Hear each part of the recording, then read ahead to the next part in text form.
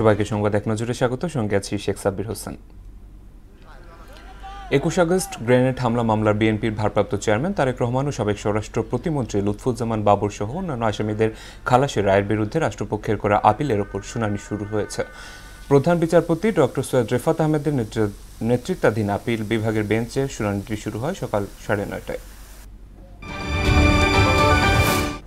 ২০২৫-২৬ অর্থবছরের প্রথমার্ধের জন্য আজ নতুন মুদ্রানীতি ঘোষণা করবে বাংলাদেশ ব্যাংক। কেন্দ্রীয় ব্যাংকের প্রধান কার্যালয়ে সংবাদ সম্মেলনে মুদ্রানীতি ঘোষণা করবেন governor doctor Ahsan H Mansur.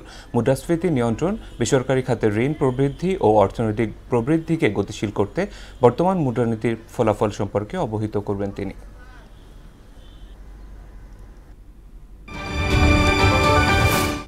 মৌসুমী বায়ু সক্রিয় থাকায় রাজধানী সহ দেশের বিভিন্ন স্থানে বৃষ্টি হচ্ছে। আবহাওয়া অধিদপ্তর জানিয়েছে আজ ঢাকা বিভাগ সহ দেশের ৪ বিভাগে অধিকাংশ স্থানে বৃষ্টি হতে পারে। বৃষ্টি ও ঝোড়ো হাওয়ার জন্য দেশের ৪ সমুদ্রবন্দরকে ৩ নম্বর সতর্ক সংকেত দেখাতে বলা হয়েছে। সতর্ক থাকতে বলা হয়েছে মাছ ধরার ট্রলারগুলোকে। ইসরায়েলি গোলাবর্ষণে ফিলিস্তিনি গাজায় উপত্যকায় আরও অন্তত ১০৪ জন আহত হয়েছে প্রায় ৪০০ জন।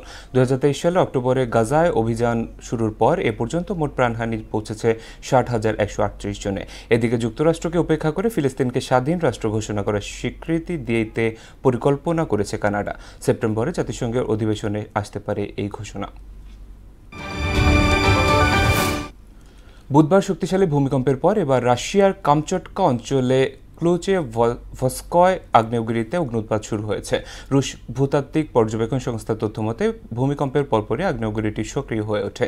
এর আগে অগ্ন্যুৎপাত হলেও ভূমিকম্পের সঙ্গে এমন প্রত্যক্ষ সংযোগ বিরল ঘটনা বলে জানিয়েছেন ভূতাত্ত্বিকরা।